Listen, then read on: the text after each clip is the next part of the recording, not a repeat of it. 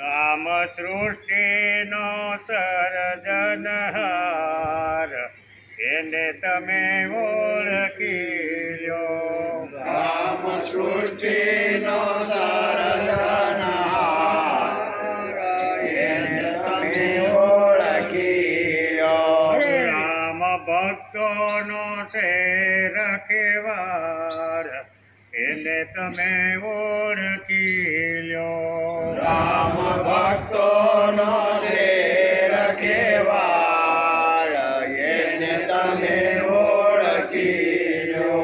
જુઓ આકાશે વાદળ ક્યાંથી આવ્યા, જુઓ આકાશે વાદળ ક્યાંથી આવ્યા. એમાં નીર અમૃત જેવા કોણે ભર્યા.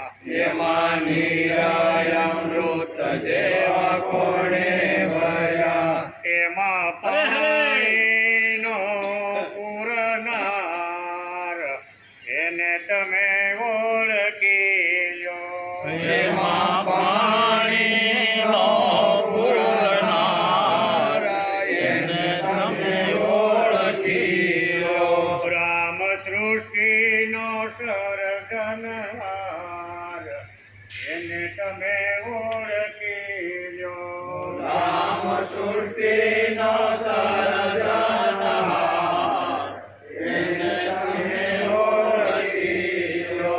જુઓ પાણી પર પોતાનું પૂતળો બન્યો. જુઓ પાણી પર પોતાનું પૂતળું બન્યું. એમાં ઝાકળના જળ જેવું બિંદુ બન્યું. એમાં ઝાકળના જળ જેવું બિંદુ બન્યું. માના ઉદરમાં બેસી ગળનાર, એને તમે ઓળખી લ્યો. મના ઉદરમાં બેસી ઘડનાર, એને તમે ઓળખી લો.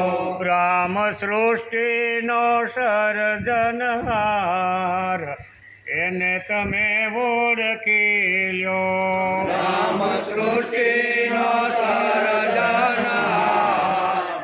એને તમે ઓળખી લો.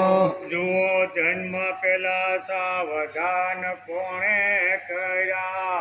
જુઓ જન્મ પેલા સાવધાન કોણે કર્યા. હાડ રુધિર વચ્ચે દૂધ કોણે ભર્યા. હાડ રુધિર વચ્ચે દૂધ કોણે ભર્યા. એને હરે હરે. સિંહ પરમપાર, એને તમે ઓળખી લ્યો. એને ચિંતા છે અપરંપાર, એને તમે ઓળખી લો. રામ સૃષ્ટિનો સર્જનહાર, એને તમે ઓળખી લ્યો. રામ સૃષ્ટિનો સર્જનહાર, એને તમે ઓળખી લો. જુઓ નાળિયેરીના ઝાડ ઘણા ઊંચા દેખાય. જુઓ નાળિયેરીના ઝાડ ઘણા ઊંચા દેખાય. એના ફળમાં તો ત્રણ પડદા દેખાય. એના ફળમાં તો ત્રણ પડદા દેખાય. એમાં પાણીનો પૂરનાર, એને તમે ઓળખી લ્યો. એમાં પાણીનો પૂરનાર, એને તમે ઓળખી લો. રામ સૃષ્ટિનો સર્જનહાર, એને તમે ઓળખી લ્યો. રામ સૃષ્ટિનો સર્જનહાર, એને તમે ઓળખી લો. જુઓ મોરના પીછામાં રંગ કોણે પૂર્યા. જુઓ મોરના પીસામાં રંગ કોણે પૂર્યા. ઝીણી કીડીના આતર કોણે ઘડ્યા. એની ગિરિના તર કોણે ઘડ્યા. એ તો જે હરે હરે.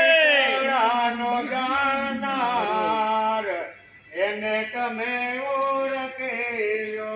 એ તો જેની કળાનો જાણનાર એને તમે ઓળખી લો. રામ સૃષ્ટિનો સર્જનહાર એને તમે ઓળખી લો. રામ સૃષ્ટિનો સર્જનહાર એને તમે ઓળખી લો. રામ ભક્તો દેખીને મારા હૈયા ઠર્યા. રામ ભક્તો દેખીને મારા હૈયા ઠર્યા. રામ ભક્ત વચલ હરે હરે. ભગવાન એને તમે ઓળખી લો.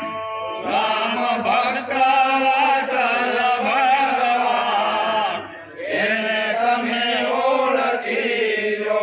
રામ સૃષ્ટિ હરે હરે. બાપુ હરે. એને તમે ઓળખી લો. રામ સૃષ્ટિનો સર્જનહાર એને તમે ઓળખી લો. રામ ભક્તોનો શેર કહેવાર એને તમે ઓળખી લો.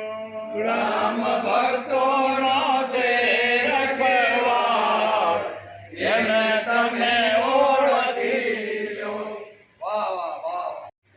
ઓમ ઓમ ઓમ ઓમ ઓમ ઓમ ઓમ ઓમ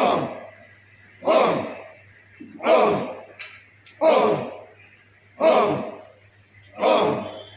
ઓમ ઓમ ઓમ ઓમ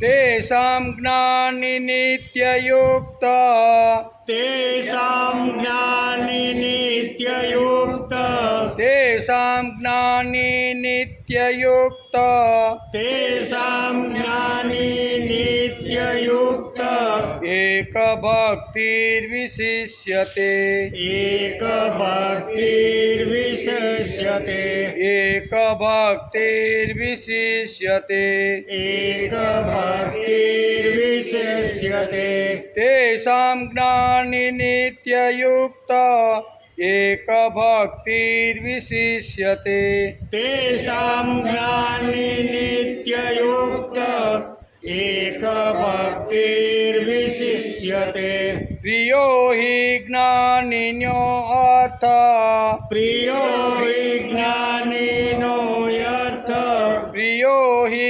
જ્ઞાનિનત્યર્થમ પ્રિયો હિ જ્ઞાનીનો ત્યર્થ અહં સ ચ મમ પ્રિય અહં સ મમ પ્રિય અહં સ ચ મમ પ્રિય અહં સ મમ પ્રિય પ્રિયો હિ જ્ઞાનિનો અર્થમ अहं स च मम प्रिया प्रियो हि ज्ञानिनो यथम् अहं स च मम प्रिया तेषां ज्ञानि नित्ययुक्त एकभक्तिर्विशिष्यते प्रियो हि ज्ञानिन्योत्यर्थ अहं स च मम प्रिया तेषां ज्ञाने नित्ययुक्त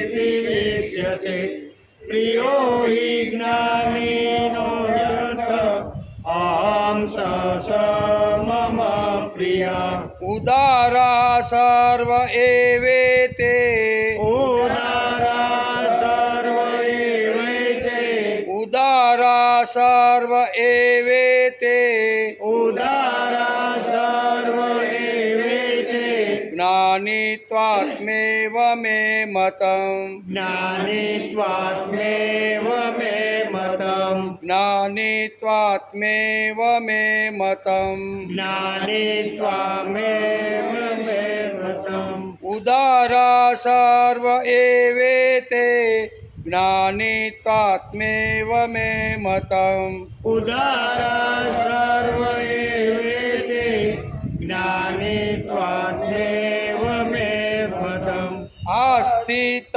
सहि युक्तात्मा आस्थित संयुक्तात्मा आस्थित सहि युक्तात्मा आस्थित संयुक्तात्मा मामेवानुत्तमां गतिम् मामेवानुत्तमां गतिम् मामेवानुत्तमां गतिम् मामेवानुत्तमां गतिम् आस्थित सहि युक्तात्मा मामेवानुत्तमां गतिम् आस्थित संयुक्तात्मा मामेवानुत्तमा गतिम् उदारा सर्व एवेते ज्ञानित्वात्मेव मे मतम् आस्थित हि युक्तात्मा न मामेवानुत्तमां गतिम् उदारा सर्व एवेते ज्ञानित्वात्मेव मे मतम् आस्थित संयुक्तात्मा मामेवानुत्तमा गतिम् 17-18 સાથે तेषां ज्ञानित्ययुक्त एकभक्तिर्विशिष्यते प्रियो हि ज्ञानिनो यथ अहं स च मम प्रिया उदारा सर्व एवेते ज्ञानित्वामेव मे मतम् आस्थित संयुक्तात्मा मामेवानुत्तमां गतिम् मामेवानुत्तमां गतिम् हरि ओम् वसुदेवसुतं देवं कंसचाणूरमर्दनं देवकी परमानन्दं कृष्णं वन्दे जगद्गुरु गुरुर्ब्रह्मा गुरुर्विष्णु गुरुर्देवो महेश्वर गुरुर्साक्षात् परब्रह्म तस्मै श्रीगुरुवे नमः नारायणं नमस्कृत्यं नरं चैव नरोत्तमं देवीं सरस्वती व्यासं ततो जयमुदीरयेत् ततो जयमुदीरयेत्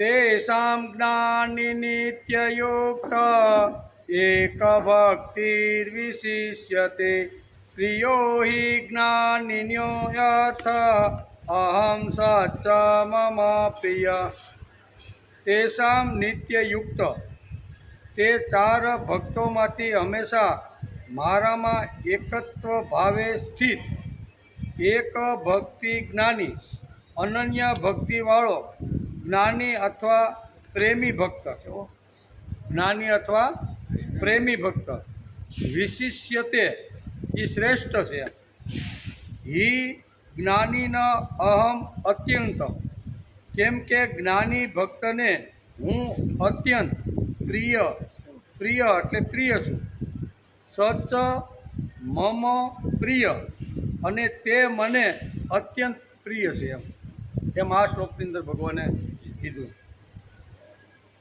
તે ચાર ભક્તોમાંથી હંમેશા મારા એકાત્મ ભાવે સ્થિત અનન્ય ભક્તિવાળો જ્ઞાની અર્થાત પ્રેમી ભક્ત શ્રેષ્ઠ છે કેમ કે જ્ઞાની ભક્તને હું અત્યંત પ્રિય છું અને તે મને અત્યંત પ્રિય છે એમ ભગવાન આ શ્લોકની અંદર કહે છે શ્રીમદ ભગવદ્ ગીતા ચિંતન શરૂ થયું એનો 359મો દિવસ વાહ વાહ બરાબર એટલું બાકી ગઈકાલે આપણે શ્રીમદ ભગવદ્ ગીતાના 7મા અધ્યાયના 16મા શ્લોકને આપણે ગઈકાલે નમસ્કાર કર્યા એમાં ભગવાન કહે છે કે હે ભરત શ્રેષ્ઠ અર્જુન ઉત્તમ કર્મ કરનાર અર્થાથી આર્ત જિજ્ઞાસુ અને જ્ઞાની અર્થાત પ્રેમી આ ચાર ભક્તોના મનુષ્યો મને ભજે છે અર્થાત મારા શરણે આવે છે ચાર પ્રકારના ભક્તો મારા શરણે આવે છે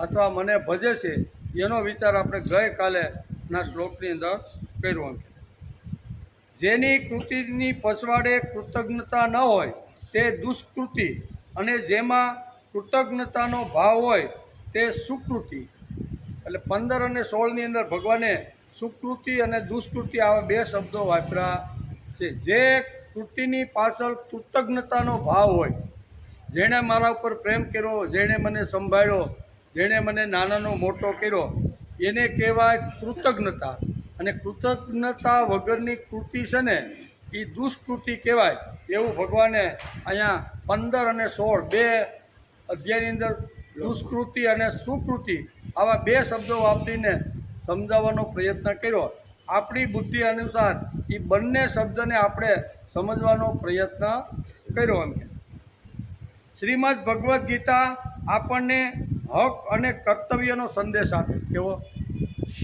હક અને કર્તવ્ય બે વસ્તુ કરવી શ્રીમદ ભગવદ્ ગીતા આપણને હક અને કર્તવ્યનો સંદેશ આપે છે જે ખાલી હકની ભાષા બોલે છે તે દુષ્કૃતિ કેવી હકની ભાષા બાપને બે દીકરા હોય અને પછી જુદા થાય એટલે હકની ભાષા બોલે પણ બાપ પ્રત્યે દીકરાની જે ફરજ હોય ને એ ફરજની તો કાંઈ વાત કરે નહીં જમીન જાયદાદ જે કાંઈ હોય ને એમાં બધે ભાગ અડધો અરજ માગે પણ જ્યારે કર્તવ્યની વાત આવે છે ને ત્યારે કર્તવ્યથી ઘણીવાર પોતાના દીકરા હટી જતા હોય છે એના માટે દુષ્કૃતિ શબ્દ ભગવાને વાપર્યો છે બે હોવું જોઈએ ફરજ પણ હોવી જોઈએ અને બાપની પાસેની જે મિલકત છે એમાં મારો હક પણ હોય એની સામે મારું કર્તવ્ય પણ કાંઈક આવે છે એટલે આજે ફક્ત ને ફક્ત મોટા ભાગના સમાજની અંદર હકની ભાષા બોલાય છે મારો હક છે મને મળવું જોઈએ મારો એમાં ભાગ છે હું બાપાનો દીકરા તરીકે મારો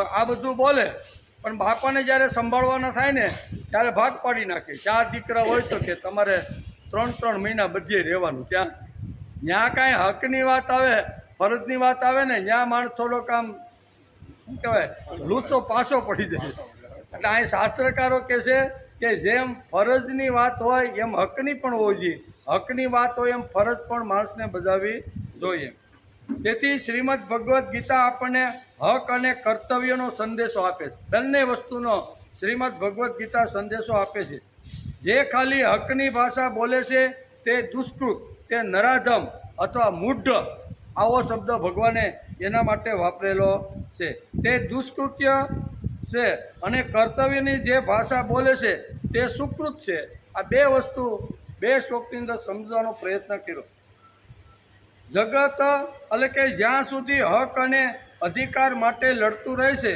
ત્યાં સુધી શાંતિ સુખ કે સમાધાન કે માણસની ઉન્નતિ થવાની નહીં, સાથે તે ફરજ પણ હોવી. બંને વસ્તુ જેમ એક સિક્કાની બે બાજુ હોય તો જ આપણો સિક્કો કે આપણી નોટ હોય ને ગાંધી બાપુવાળી એ આપણે હાલે ક્યારે તો કે હક અને જે હક અને ફરજની જે બે વાતો છે એવી રીતે સિક્કાની બે બાજુ બંને બાજુ જો વ્યવસ્થિત હોય તો એ ચલણ તરીકેનો ઉપયોગ કરી શકીએ. તેથી શ્રીમદ ભગવદ્ ગીતામાં ભગવાને જગતને કર્તવ્ય અને વિશ્વાસનો આદેશ આપેલ છે, માર્ગદર્શન કર્યું છે. જે માનવ સત્યની આરાધના કરે છે, નીતિથી વર્તે છે, તેના મનમાં અડગ આત્મવિશ્વાસ હોવો જોઈએ. તેના મનની અંદર અડગ આત્મવિશ્વાસ હોવો જોઈએ. વિશ્વાસ ખોઈ બેસનાર માનવ કોઈ દિવસ ઊંચો આવતો નથી. ભગવાન ઉપર વિશ્વાસ, ભગવાન ઉપર શ્રદ્ધા અને આત્મા ઉપર પણ શ્રદ્ધા માણસને હોવી જોઈએ. હું સત્ય માર્ગ ઉપર ઊભો છું એટલે ભગવાન કોઈ દિવસ મારું ખરાબ કે બુરું કરવાના નથી. આટલો વિશ્વાસ ભગવાન ઉપર હોવો જોઈએ. અને કદાચ જો દુઃખ આવે તો ભગવાન ઘણીવાર મને ઘડવા માટે મોકલતા હોય છે. તેથી વિશ્વાસ ખોઈ બેસનાર માનવ કોઈ દિવસ ઊંચો આવતો નથી. તેથી ગીતા જેવા પવિત્ર ગ્રંથમાં આવો વિશ્વાસ ઊભો કરવાની વાત ભગવાને શ્રીમદ ભગવદ્ ગીતામાં કરેલી છે. સત્કર્મો કરતાં કરતાં જીવવાનું અને મરવાનું એ ભગવાન શ્રી કૃષ્ણે શ્રીમદ ભગવદ્ ગીતામાં આપણે સમજાવ્યું. સત્કર્મ કરતાં, સારા કર્મો કરતાં આપણું જીવન સરસ મજાનું બને એમ હસતા રમતા જીવવાનું ભગવાને ગીતાની અંદર સમજાવ્યું છે. તુષ્યંતી ચ રમંતી છે, એના માટે એક શબ્દ છે. હસતા રમતા જીવો, જીવન બદલાઈ જશે. શિરે ભાર લઈને ફરશો તો જીવન કરમાઈ જશે. શ્રીમદ ભગવદ્ ગીતા શું કહે છે? જેટલા દાડા, જેટલા વર્ષો ભગવાન આપણને જીવાડે એટલા દિવસ હસતા રમતા કિલોલ કરતાં કરતાં માણસે જીવવું જોઈએ. એવો સંદેશો શ્રીમદ ભગવદ્ ગીતા આપણને આપે છે. તેથી સત્કર્મો કરતાં કરતાં જીવવાનું અને મરવાનું, જીવવાનું પણ ખરું અને મરવાનું પણ કેવા? સત્કર્મો કરતાં કરતાં. તેથી ભગવાન શ્રી કૃષ્ણ આપણને ગીતાના બીજા અધ્યાયમાં આપણે જ્યારે અભ્યાસ કરતા હતા ત્યારે ભગવાને આ વાત આપણે કીધી હતી, બરાબર. ભગવાન બહુ સરસ રીતે અર્જુનને સમજાવે છે. કારણ કે અર્જુન બધા બાણ ફેંકી અને પાછલી બેઠક ઉપર બેસી ગયો છે. એને કોઈ પણ રીતે પોતાના કર્તવ્યનું ભાન કરવા માટે ભગવાન અવારનવાર નવી નવી જે કાંઈ વાતો છે એ સમજાવવાનો પ્રયત્ન કરે છે. અર્જુનના મનમાં એક પ્રશ્ન ઊભો થયો, બીજો અધ્યાયમાં એક પ્રશ્ન ઊભો થયો તો કયો કે ભગવાન તમે મને લડવા માટેની પ્રેરણા આપો ને કદાચ હું હાથમાં ગાંડીવ લઈ અને યુદ્ધના મેદાનમાં લડાઈ કરું અને લડાઈ કરતાં કરતાં વચ્ચે જો મારું મૃત્યુ થઈ જાય તો હું અડધી લડાઈ લડ્યો એ તો મારી ફેલ જાય ને. શું કહે છે? અડધી લડાઈ લડ્યો એ તો મારી ફેલ, તેથી મારે લડવું જ નથી કે હું એમ કહીને પાછો બેઠક ઉપર બેસી જાય. ત્યારે ભગવાન એમ કહે છે કે કરેલું કોઈ દિવસ નિષ્ફળ જાતું નથી. લડતા લડતા વચ્ચેથી કદાચ તું ઉકલી જાય, હણાઈ જાય, કૌરવ તને કદાચ જો હણી નાખે ને તો ભગવાન એને કહે છે કે હતો વા પ્રાપ્યસી સ્વર્ગ. હું કીધું? હતો એટલે હણાઈ જાય. હું હતો વા પ્રાપ્યસી સ્વર્ગ. કુરુક્ષેત્રના મેદાનની અંદર લડતા લડતા તારી હત્યા થઈ જાય, તને જો કૌરવ હણી નાખે ને તો તારા માટે સ્વર્ગ તૈયાર. હતો વા પ્રાપ્યસી સ્વર્ગ. લડતા લડતા જો તારું મૃત્યુ થઈ જાય તો તને સ્વર્ગ મળી જશે. અને બીજી વાત છે, લડતા લડતા પૂરી આ કુરુક્ષેત્રમાં આવેલી કૌરવ સેનાને જો તું હણી નાખીશ ને તો હસ્તિનાપુરની ગાદી તારા માટે તૈયાર છે. હતો વા પ્રાપ્યસી સ્વર્ગ જીતવા વા ભોક્ષ્યમય. જો જીતીશ તો તારા માટે હસ્તિનાપુરની ગાદી તૈયાર છે અને હારીશ તો પણ તારા માટે સ્વર્ગ છે. બે વાતો કલ્યાણકારી છે. શું કહે છે? એટલે અહીં કહે છે કે હસતા હસતા હાથની અંદર તું ધનુષ ઉપાડ અને તું લડવા માટે ઊભો થાવ. હતો વા પ્રાપ્યસી સ્વર્ગ જીતવા વા ભોક્ષ્યમય તસ્મા દુતિષ્ઠ કોંતેય યુદ્ધાય કૃત નિશ્ચય. તારા માટે યુદ્ધ ઇજ કલ્યાણ. હવે આ ભગવાન યુદ્ધ કરવાની ભાષા બોલે છે અને યુદ્ધ કરવાથી તારું કલ્યાણ થાય છે એવું ભગવાન શ્રીમદ ભગવદ્ ગીતાના બીજા અધ્યાયની અંદર સમજાવવાનો પ્રયત્ન કર્યો. આ બધી વાતો બીજા ને ત્રીજા બે અધ્યાયની અંદર બહુ સરસ રીતે આ બધી વાતો સમજાવી છે. કર્મ પણ કેવું, પોતાના માટે તો બધા જ કર્મ કરે, પણ ચેતન શક્તિના વિકાસ માટે કરેલું જે કર્મ છે તે જ દિવ્ય કર્મ છે અને તે જ ખરો કર્મયોગ છે. નાના મોટા આપણે કામ કરતા હોય તો એ આપણા વ્યક્તિગત કૌટુંબિકનો વિકાસ થાય, આર્થિક આપણી સદ્ધરતા આવે, એના માટે આપણે ઘણીવાર કર્મ કરતા હોય તો એ તો કરવાનું છે. યોગ છે એમ આપણો હાલે સારી રીતે આપણે જીવી શકીએ એ માટે કમાવાનું તો ખરું જ, પણ એની સાથે સાથે ચૈતન્ય શક્તિ જે જગતની અંદર ભગવાનની જે પ્રકૃતિ જે નિર્માણ કરી છે ને એ પ્રકૃતિને સંભાળવાનો પણ માણસે આવી રીતનો એક પ્રયત્ન કરવો જોઈએ. એટલે કે ચૈતન્ય શક્તિના વિકાસ માટે કરેલું જે કર્મ છે તે જ દિવ્ય કર્મ છે અને તે જ ખરો કર્મયોગ છે. 24 કલાકમાં અડધો કલાક, કલાક, 2 કલાક આવો નિષ્કામ કર્મયોગ કરવાનો માણસે પ્રયત્ન કરવો જોઈએ. વાનપ્રસ્થી અને સંન્યાસી બીના પછી તો ઘણું કરવું જોઈએ, પણ કદાચ આટલું બધું આપણે જો કરી શકતા ન હોય તો ઓછા નામે કલાક, અડધો કલાક કે 2 કલાક એવો એક સમય આપણે વિતાવી કે જેમાં લેશ માત્ર પણ મારો સ્વાર્થ નથી, બસ હું અને મારો ભગવાન ચૈતન્ય શક્તિએ જે મને જન્મ આપ્યો છે ને એ ચૈતન્ય શક્તિએ જે નિર્માણ કર્યું છે ને એને સારી રીતે સંભાળવાનો, એને સ્વચ્છ રાખવાનો, પવિત્ર કરવાનો મારો આ ધર્મ છે એવું સમજીને જો કરે ને તો એની ભક્તિ બની જાય. કે શ્રીમદ ભગવદ્ ગીતામાં જ્ઞાની ભક્ત ટોચની સ્થિતિ ઉપર ગયેલો છે. કેવો જ્ઞાની ભક્ત છે ને, ભક્તો તો 4 પ્રકારના હતા, એનું વર્ણન ભગવાને કરી બતાવ્યું 11 શ્લોકની અંદર. અહીં કે જ્ઞાની ભક્ત છે ને ટોચ ઉપર ગયેલો એક વ્યક્તિ છે. શ્રીમદ ભગવદ્ ગીતામાં જ્ઞાની ભક્ત ટોચની સ્થિતિ ઉપર ગયેલો ભક્ત છે.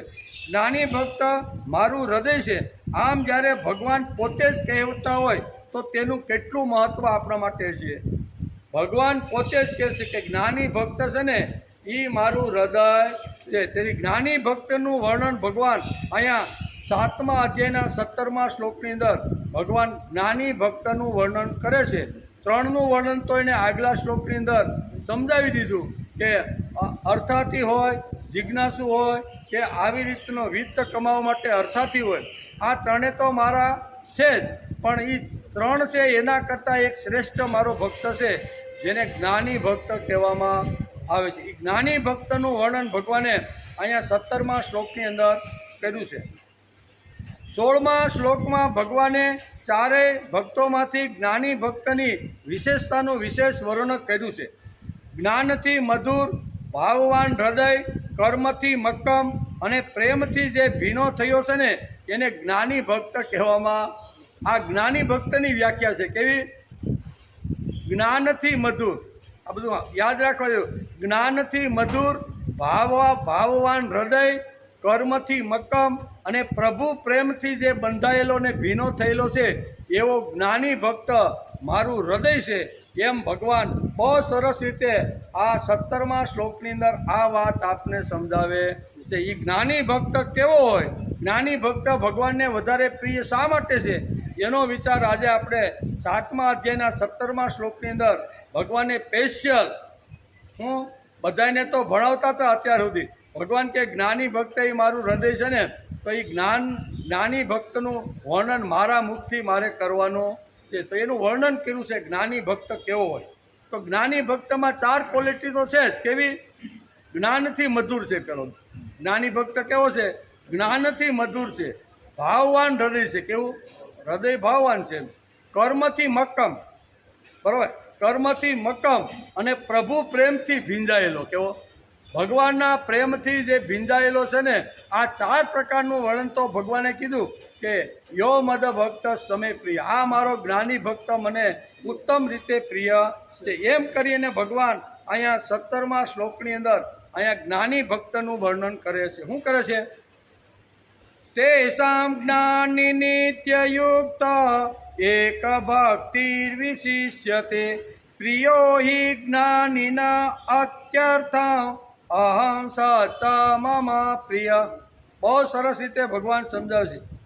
એમનામાંથી હંમેશા મારામાં એકાત્મ ભાવે સ્થિત, પછી અનન્ય પ્રેમ ભક્તિ રાખનાર રાખનાર. પછી ભક્ત, આવો ભક્ત જે શ્રેષ્ઠ છે, કેમ કે મને તત્વથી ઓળખનાર જ્ઞાનીને હું અત્યંત પ્રિય છું અને એ જ્ઞાની મને અત્યંત પ્રિય છે. આવા જ્ઞાની ભક્તનું વર્ણન ભગવાને 17મા શ્લોકની અંદર કરેલું છે. આ શ્લોકમાં જ્ઞાની ભક્તનું વર્ણન ભગવાન કરતા કહે છે કે તેના કપડાં, બાહ્યાડંબર, ખાવું, ઓછું ખાવું કે ન ખાવું, શ્રીખંડ ખાવું કે દિવસમાં એક ટાણું કરવું કે પાણી પીવું કે ન પીવું કે બિલકુલ ન પીવું, આની વાત ભગવાન કરતા. જ્ઞાની ભક્ત આવું ખાવું પીવું, કપડાં કેવા પહેરશે, કેવી રીતનું છે ને, એની વાત ભગવાન અહીંયા કરતા. એક ટાણું ખાઓ, બે ટાણું ખાઓ, ભૂખ લાગે તો 3 વાર પણ થોડું થોડું ખાઓ. ભગવાન અહીં ખાવા પીવાથી આ મારો ભક્ત છે એવું કહેતા નથી. કપડાં કંઈ વિચિત્ર વેશ પહેરે તો એ પણ મારો ભક્ત છે એવું પણ ભગવાન આ શ્લોકની અંદર કહેતા નથી. ઘરમાં રહે કે બહાર રહે, ભગવાન કે એની સાથે મારે કોઈ સંબંધ નથી. કપડાં સોવણી પહેરે, ધોતી પહેરે અથવા ભગવા પહેરે કે પાટલુન પહેરે, એની સામે ભગવાન કે મારે કોઈ નિસ્બત નથી. એ ઘરમાં રહેતો હોય કે બહાર રહેતો હોય એની સાથે પણ મારે સંબંધ નથી. સંબંધ કોની સાથે છે એનું વર્ણન ભગવાને આ શ્લોકની અંદર કરેલું છે. ઘરમાં રહે કે બહારમાં રહે કે ચમત્કાર કરશે, આવી કોઈ પણ જાતની ચર્ચા ભગવાને શ્રીમદ ભગવદ્ ગીતામાં કરેલી નથી. આટલા બધા શ્લોકો, 565 શ્લોક ભગવાનના મુખારવિંદમાંથી નીકળ્યા, બરોબર ને. 84 શ્લોક અર્જુનના મોઢામાંથી નીકળ્યા, 40 શ્લોક અર્જુનના મોઢામાંથી નીકળ્યા અને 1 શ્લોક ધૃતરાષ્ટ્રના મોઢામાંથી નીકળ્યા. આમ કરીને આપણા 700 શ્લોક થાય છે, બરોબર. એ 700 શ્લોકમાં એક પણ શ્લોકની અંદર મારો ભક્ત આવા કપડાં પહેર્યા હોય, આટલી મોટી ચોટલી રાખી હોય, આટલું મોટું તિલક કર્યું હોય, ઘર જેણે છોડ્યું હોય, આવી કોઈ ભાષા ભગવાને કોઈ જગ્યાએ ક્યાંય વાપરેલી નથી. ભાષા કઈ વાપરી છે?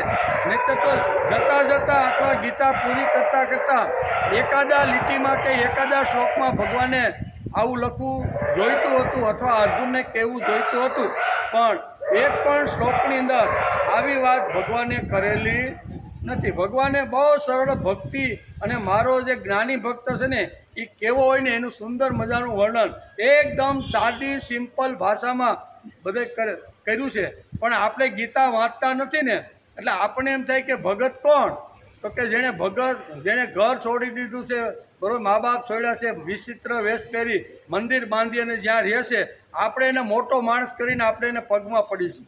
ગીતાકાર કે તમારે એના પગમાં પડવાનું કોઈ કારણ નથી. જેણે ઘર છોડ્યું એ તો પલાયનવાદી કહેવાય. એ કેવો કહેવાય કે હું ઘરમાં રહીશ તો પરણવું પડશે, પરિણામ પછી છોકરા થશે, એને યોગક્ષેમ માટે મારે નોકરી ધંધો કરવા જવું પડશે. પત્ની વળી કાંઈક નવા ઘરેણા કે નવા હાડલા માગશે તો એના માટે વધારે મહેનત પરસેવો પાડશે. આના કરતાં ભાગો, શું કહે છે, આના કરતાં ભાગો અને કોઈ મંદિરમાં જઈને બેસી જાઓ, એકાદા ગુરુ ધારણ કરી લ્યો, એ મૂંડી નાખે અને માથે હાથ પડી જાય, પછી તાગડ ધીંગા કમાવાની કે કાંઈ ચિંતા. આવા લોકોનું વર્ણન ભગવાન કરતા નથી. ભગવાન કે સંસારમાં સરસો રહે મન મારી પાસ, સંસારમાં લેપાય નહીં તે જાણ મારો દાસ. આનાથી મોટી વાત નરસિંહ મહેતા જે કહીને ગયા છે, નરસિંહ ભગત, હવે એનાથી મોટી વાત દુનિયામાં કઈ હોય? ન જ હોય એમ. પણ આપણે તો ભગવું દેખ્યું નથી કે વાંકા વેળા નથી. આપણે ભલે 80 વર્ષના હોય અને ભગવાધારી ભલે 20 વર્ષનો કે 15 વર્ષનો હોય તો પણ આપણું મસ્તક ક્યાં ઝૂકે? ગીતા કહે છે તમારી મસ્તક ઝુકાવવાનું કોઈ કારણ નથી. સારામાં સારા, ઉત્તમમાં ઉત્તમ ભક્ત જો જગતની અંદર હોય ને તો એ ખેડૂત છે. શા માટે? ભલે 1 પૈસો ઊંચો, 1 નીચો, ગારો ખુદે, કાદવ ખુદે, વરસાદ, ટાઢ, તાપ સહન કરી અને જે સમાજની અંદર જે અન્ન અને ની જરૂર છે ને એ બધું પૂરું પાડવાનું કામ આ ખેડૂત કરે છે. તે ખેડૂતથી કોઈ મોટો મારો ભક્ત નથી, એમ ભગવાન આગળ કહેવાના જ છે. બધી બહુ સરસ વાતો છે. કહેવાનો અર્થ કે અહીંયા ભગવાન એક ભક્તિ, એવો શબ્દ, એક ભક્તિ વિશિષ્યતે, શું કીધું?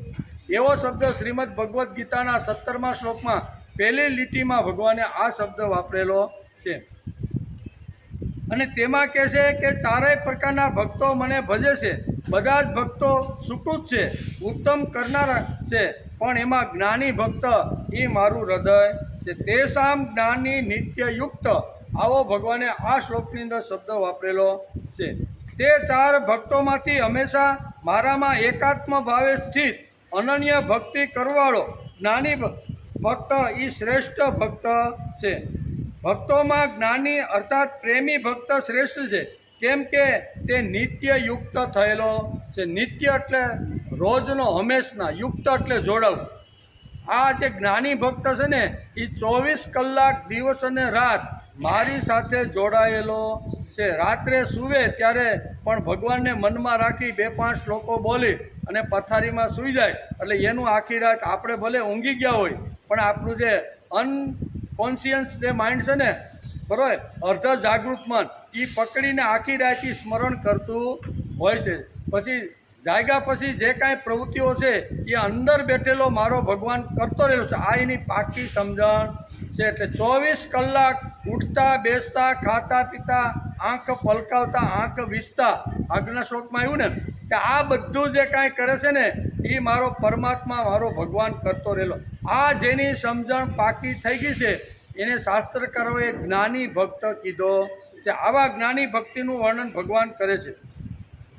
તેથી તેસામ જ્ઞાની નિત્યયુક્ત, તેથી ભક્તોમાં જ્ઞાની અર્થાત પ્રેમી ભક્ત શ્રેષ્ઠ છે, કેમ કે તે નિત્યયુક્ત છે. પ્રેમી ભક્ત એટલે સદાનંદ કેવળ ભગવાન સાથે જોડાયેલો રહે છે. ભલે કામ આપણે બધા વ્યવહારિક કે સામાજિક કે કૌટુંબિક કે ધંધાના કામ કરતા હોય પણ જોડાયેલો ક્યાં રહે છે? પ્રભુની સાથે. કોઈ પણ કૃતિ કરતી વખતે પ્રભુને પ્રથમ યાદ કરે અને પછી ખેતીમાં હળ હાંકવાની શરૂઆત કરે. પેઢી ઉપર જાય, પહેલો નમસ્કાર અહીંયા ભગવાનને કરે કે ભગવાન તારી કૃપાથી 8-10 કલાકમાં મને જે કાંઈ મળવાનું છે ને એનાથી મારો યોગ છે હું ચલાવી.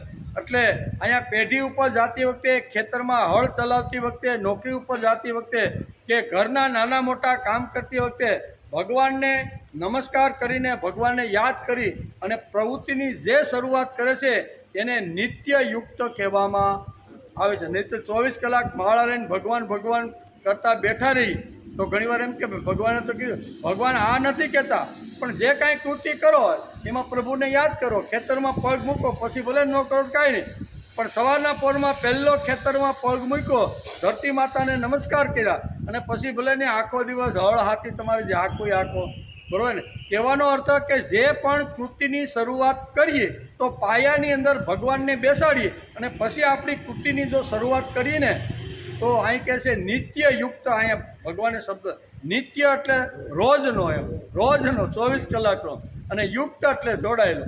આ સંસ્કૃત શબ્દ છે. એનો અર્થ થાય નિત્ય મારી સાથે જોડાયેલો મારો જે પ્રેમી ભક્ત છે ને એનાથી બીજો મને કોઈ વાલો નથી, એમ ભગવાન કહે છે.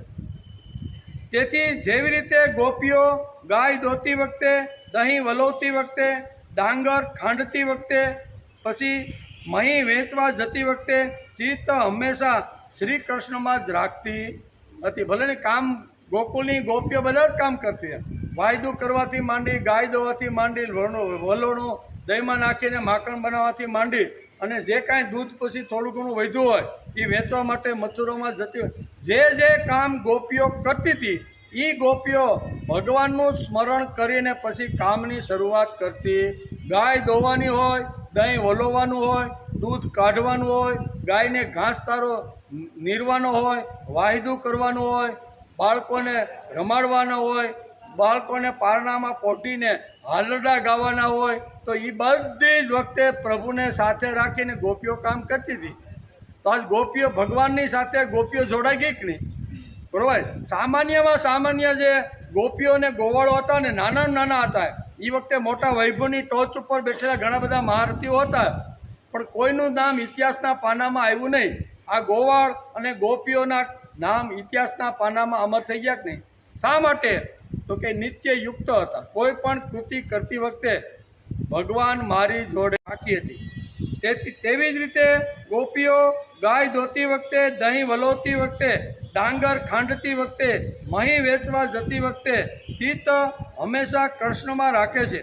તેસામ જ્ઞાની નિત્યયુક્ત. ભગવાન કે આ જે છે ને તેસામ જ્ઞાની નિત્યયુક્તમ, આવા ભક્તો મને વધારે પ્રિય છે. ભગવાન સાથે ચિત્ત જોડાયેલાને કહેવાય જ્ઞાની ભક્ત. ભગવાનની સાથે અથવા ભગવાનની અંદર જેનું ચિત્ત જોડાઈ ગયું છે, હાલતા ચાલતા બધી જ કૃતિ કરતી વખતે ભગવાન મારી જોડે છે, આવી જેમની સમજણ પાકી થઈ છે એને નિત્યયુક્ત કહેવામાં આવે છે. આવો નિત્યયુક્ત ભગવાનને વધારે પ્રિય છે. તું નિત્યયુક્ત છો એમ કરી અને જ્ઞાની ભક્તનું વર્ણન ભગવાન કરે છે. એવી જ રીતે તે જ્ઞાની ભક્ત એટલે કે જ્ઞાની ભક્ત લૌકિક અને પારમાર્થિક બધી જ ક્રિયાઓ કરતી વેળાએ સદા સર્વદા ભગવાન સાથે જોડાયેલો જ રહે છે. ભૌતિક કામ હોય, સામાજિક હોય, કૌટુંબિક હોય, વ્યવહારિક હોય, કમાવાનું હોય, નાના મોટા કાંઈ કામ હોય ને તો સદા હંમેશના માટે એ ભક્ત ભગવાનની સાથે જોડાયેલો હોય છે. ભગવાનનું અનુસંધાન રાખીને તેની બધી ક્રિયાઓ થાય છે. જેમાં દહીં વલોવતી વખતે, આંગણું લીપતી વખતે, પારણામાં બાળકને સુવાડતી વખતે, હાલરડું ગાતી વખતે, હાલરડું સંભાળતી વખતે, તુલસી ક્યારા પાસે દીવો મૂકતી વખતે, વૃક્ષોને તુલસી માતાને પાણી સિંચતી વખતે, ઝાડુ કાઢતી વગેરે વગેરે બધા કર્મોના સમયે પ્રેમપૂર્ણ ચિત્તથી ગોપીઓ ભગવાન શ્રી કૃષ્ણની લીલામાં લીન બનીને રહેતી હતી. તેથી આ પ્રેમી ભક્તની વાત કરી છે. આ શ્લોકમાં શું કીધું છે? ગીતા ખોલજો, એમાં જ્ઞાની ભક્ત તો ખરો જ, પણ જ્ઞાનીની ભક્તની આગળ એક વિશેષણ આ ભગવાને લગાડ્યું છે અને એ લગાડ્યું છે પ્રેમી ભક્ત. કેવો? મારા પ્રત્યે જેને આંતરડાનો પ્રેમ છે આવો પ્રેમી ભક્ત છે, એની વાત ભગવાન અહીં કરે છે. તેથી એક ભક્તિ વિશેષ્યતે, આ શ્લોકની અંદર એક શબ્દ ભગવાને આ વાપર્યો, એક ભક્તિ વિશિષ્યતે. આ શ્લોકમાં ભગવાને શબ્દ વાપર્યો છે અનન્ય, એટલે કે અનન્ય ભક્તિવાળો જ્ઞાની અર્થાત પ્રેમી ભક્ત એ શ્રેષ્ઠ ભક્ત છે અને એ મારું હૃદય છે, આવું ભગવાન અહીંયા આ શ્લોકની અંદર બોલે છે. તે જ્ઞાની અર્થાત પ્રેમી ભક્તનું આકર્ષણ કેવળ ભગવાનમાં જ હોય છે. તેની પોતાની કોઈ પણ વ્યક્તિગત ઈચ્છા નથી, એટલા માટે તે શ્રેષ્ઠ છે. એક શબ્દ છે વિશિષ્યતે, આમાં વાપરો. વિશિષ્યતે એટલે શ્રેષ્ઠ. બધા જે ભક્તો છે ને એની અંદર જ્ઞાની ભક્ત છે ને એ વિશિષ્યતે એવો શબ્દ આ 17મા શ્લોકમાં ભગવાને વાપર્યો છે. વિશિષ્ય એટલે શ્રેષ્ઠ, પછી આના કરતાં બીજો કોઈ શ્રેષ્ઠ હોઈ શકે નહીં એવું ભગવાનનું કહેવાનું છે. આ શ્લોકમાં ભગવાનનું કહેવું છે કે જ્ઞાનીઓ કરતાં જેમને બોધ થયો છે, એટલે કે જ્ઞાનીઓ કરતાં જેમને વધારે બોધ થયો છે તે લોકો મોટા. જ્ઞાની કરતાં જ્ઞાની ભક્ત મોટો, એમ ભગવાન આ શ્લોકમાં કહે છે. ખાલી જ્ઞાની હોય તો જ્ઞાની તો હોય છે, પણ જ્ઞાની એક ભક્તનું વિશેષણ લાગવું. જ્ઞાની ભક્ત, જ્ઞાની તો ઘણા બધા હોય, પણ આ ભગવાને જ્ઞાની ભક્તનું વર્ણન કરવાની શરૂઆત કરી છે. તેથી ગીતાકાર આ શ્લોકમાં આર્ત, જિજ્ઞાસુ અર્થાથી કરતા જ્ઞાની ભક્ત મોટો છે, શ્રેષ્ઠ છે. એટલે કે ભગવાનના આ બધા લાડકા દીકરાઓ છે, પણ ચારેમાંથી આ જ્ઞાની ભક્ત એ મોટામાં મોટો શ્રેષ્ઠ અને મારો લાડકવાયો, મારો હૃદયસ્થ ભક્ત છે. એટલું ભગવાને વિશેષણો વાપરી અને જ્ઞાની ભક્તનું વર્ણન કર્યું છે. જ્ઞાનીઓ કરતાં યોગી એટલે કે જે મારી સાથે જોડાઈ ગયો છે તે વિશિષ્યતે, એમ કરીને ભગવાન આ શ્લોકમાં એક શબ્દ વાપરે. જ્ઞાની ખાલી જ્ઞાની કરતાં યોગી, યોગી એટલે જોડાઈ ગયેલો. જ્ઞાની કરતાં યોગી વિશેષ છે અને યોગી કરતાં પણ જે ભક્ત મારી સાથે જોડાઈ ગયેલો છે એ એના કરતાં પણ વિશેષ અને શ્રેષ્ઠ છે. જ્ઞાની એટલે કોણ? જે વાસના જાણવાનો, વિકારો દાબવાનો પ્રયત્ન કરે, કામના કાઢવાની મહેનત કરે, અંતર્મુખ થઈ અને પૂર્ણત્વ તરફ જોવાનો જે પ્રયત્ન કરે છે એને જ્ઞાની ભક્ત કહેવામાં આવે છે. સવારમાં શાંતિથી સ્નાન સંધ્યા બધું પતાવી અને ભગવાનની સામે જ્યારે આંખ વીસીને જ્યારે ભક્ત બેસે છે ને ત્યારે જગતને ભૂલવાનો પ્રયત્ન કરે છે. મને જે કાંઈ જગત મને જે દેખાય છે, હું જે અનુભવી રહી છું, મારું જે કાંઈ સાંસારિક, વ્યવહારિક, કૌટુંબિક જે કાંઈ હું આવડતરી એ બધું ભૂલી અને હું અને મારો ભગવાન આ જે પ્રયત્ન કરે છે એને જ્ઞાની ભક્ત કહેવામાં આવે છે. ભલે 5-15 મિનિટ કે અડધો કલાક આખા જગતને ભૂલવાનું, બરાબર, ભૂતકાળ, ભવિષ્યકાળ, વર્તમાન કાળ ભૂલી અને હું અને મારો ભક્ત, મારો ભગવાન, આ બે જ વાત એની સામે 5-15 મિનિટ કે અડધો કલાક આવે તો એને જ્ઞાની ભક્ત કહેવામાં આવે છે. આવા જ્ઞાની ભક્તની વાત ભગવાન કરે છે. ટીલા ટપકા કેટલા લાંબા કર્યા છે, ચોટલી કેટલી લાંબી રાખી છે, અબોટિયું પહેર્યું છે કે પેન્ટ સૂટ પહેર્યું છે, ધોતી પહેરી છે કે જબ્બો કે લહેંગો પહેર્યો છે, એની ભગવાન વાત કરતા નથી. એકાદશ શ્લોકમાં, 700 શ્લોકમાંથી એકાદા શ્લોકમાં તો ભગવાને આવું લખવું જોઈતું હતું કે જે મારો લાડકો છે ને એ આવા વિચિત્ર વેશ પહેરી અને સમાજમાં ફરે એ બધાય કરતાં શ્રેષ્ઠ, આવું એકાદા શ્લોકમાં લખવું જોઈતું હતું, પણ ભગવાને ક્યાંય લખ્યું નથી. આમ કરીને જ્ઞાની ભક્તનું વર્ણન બહુ સરસ રીતે ભગવાન સમજાવવાનો પ્રયત્ન કરે છે. પાણીનો ટાઈમ થઈ ગયો. અધ્યાય 7 શ્લોક નંબર 17 એમાં ભગવાન પોતે જ પોતાના મુખથી જ્ઞાની ભક્તનું વર્ણન કરે છે કે મારો એવા ભક્તની વાત ભગવાન આ 17મા શ્લોકની અંદર કરે છે. એને આપણી બુદ્ધિ અનુસાર આપણે સમજવાનો પ્રયત્ન કરીએ છીએ. પૂર્ણ રીતે આ શ્લોકને સમજવો તો અઘરો છે. ઘણા બધા કાશીમાં બેસીને ઘણું બધું વિદ્વાન બન્યા છે, એ લોકો પણ પૂર્ણ રીતે આ શ્લોકને સમજી શક્યા નથી.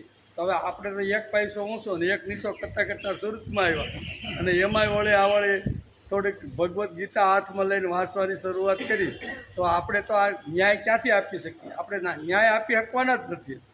પણ આપણી વાણી પવિત્ર થાય ને એટલા માટે ભગવાનને જે ગીતા ગાય સોમુખે, એ સોમુખે ગાયેલી ગીતાનું આપણે રટણ કરીએ એટલે આપણે થોડાક પવિત્ર થઈ જાય. એટલે ભગવાન અહીંયા સોમુખે અહીંયા જ્ઞાની ભક્તનું વર્ણન કરે છે. આગળ તો આર્ત છે, જિજ્ઞાસુ છે, અર્થાસી છે, એનું તો 16મા શ્લોકની અંદર ભગવાને વર્ણન કરી દીધું કે આ મારા લાડકા દીકરા છે, પણ એના કરતાં વધારે ચડિયાતો મારો જો દીકરો હોય ને તો એ જ્ઞાની ભક્ત છે. જ્ઞાની ભક્તનું વર્ણન અત્યારે અહીંયા 17મા શ્લોકમાં ચાલે છે. જ્ઞાની એટલે કોણ? જે વાસના જાણવાનો, વાસના પડેલી છે એને જાણવાનો, પહેલાં વાસના જાણવાનો, વિકારોને દબાવવાનો પ્રયત્ન કરે, કામના કાઢવાની મહેનત કરે અને અંતર્મુખ થઈને જે પૂર્ણત તરફ જવાનો પ્રયત્ન કરે. પૂર્ણત માત્ર ભગવાન જ છે. કેવા? એ ભગવાન તરફ જવાનો જે પ્રયત્ન કરે ને એને કહેવામાં આવે છે જ્ઞાની ભક્ત. જ્ઞાની ભક્તનું વર્ણન છે. કેવળ પુસ્તકો વાંચેલો, પરીક્ષાઓ આપેલો, ઘણી ડિગ્રીઓ ધરાવતો એ ભક્તની વાત ભગવાન કરતા નથી. બરાબર, ઘણા પુસ્તકો બહુ વાંચ્યા હોય એની વાત કરતા નથી. પપ્પુ ધત્તુ 1008 શ્રી ધરાવતા હોય તેને ગીતા જ્ઞાની કહેતા નથી. જેણે વાસના કામના કાઢવાનો પ્રયત્ન કર્યો અને મારી જે કામના છે એ વાસના તરફથી વાળી અને વાસુદેવ તરફ જેણે વાળવાનો પ્રયત્ન કર્યો આને જ્ઞાની ભક્ત કહેવાય. વાસના કાઢવાની નથી, પણ મારી અંદર જે પડેલી વાસના છે એ વાસનાને વાસુદેવ તરફ વાળવાની. ક્યાં? વાસુદેવ તરફ વાળવાનો જે પ્રયત્ન કરે છે એને અહીં કહે છે, એને શ્રીમદ ભગવદ્ ગીતા જ્ઞાની ભક્ત કહે છે. તેના માટે અંતર્મુખ થઈને પ્રયત્ન કરતો હોય તે જ્ઞાની ભક્ત. આવા જ્ઞાની ભક્તનું વર્ણન ભગવાને 7મા અધ્યાયના 17મા શ્લોકમાં કર્યું છે. જ્ઞાની ભક્ત એ જીવનની શ્રેષ્ઠતાવાળો ગણાય છે. કેવો? બધાની અંદર જ્ઞાની ભક્ત છે એ શ્રેષ્ઠતાવાળો ગણાય છે. તેથી જ ભગવાને આ શ્લોકમાં વિશિષ્યતે શબ્દ એક વાપરેલો. આ શ્લોકની અંદર એક શબ્દ એવો છે વિશિષ્યતે, એટલે જ્ઞાની ભક્ત શ્રેષ્ઠ ભક્ત છે એમ ભગવાનનું કહેવાનું છે. આગળના શ્લોકમાં આપણે અભ્યાસ કરતા હતા કે ભગવાને સ્વમુખે કહ્યું કે તપસ્વી કરતાં, જ્ઞાની કરતાં, કર્મયોગી કરતાં જે મારી સાથે જોડાઈ ગયો છે તે જ્ઞાની ભક્ત શ્રેષ્ઠ છે. આગળના શ્લોકોની અંદર પણ આપણે અભ્યાસ કર્યો, બરાબર ને? એની અંદર પણ ભગવાને બધા પ્રકારના ભક્તોનું વર્ણન કર્યું, પણ આ જ્ઞાની ભક્ત એ તો મારું હૃદય છે, બરાબર, એમ કરીને ભગવાને વર્ણન કરવાનું કર્યું છે. તો પછી પ્રશ્ન થાય કે અર્થાથી જિજ્ઞાસુ, તપસ્વી, જ્ઞાની, કર્મયોગી લોકોએ કરેલી મહેનત તો ફોગટ જાય ને?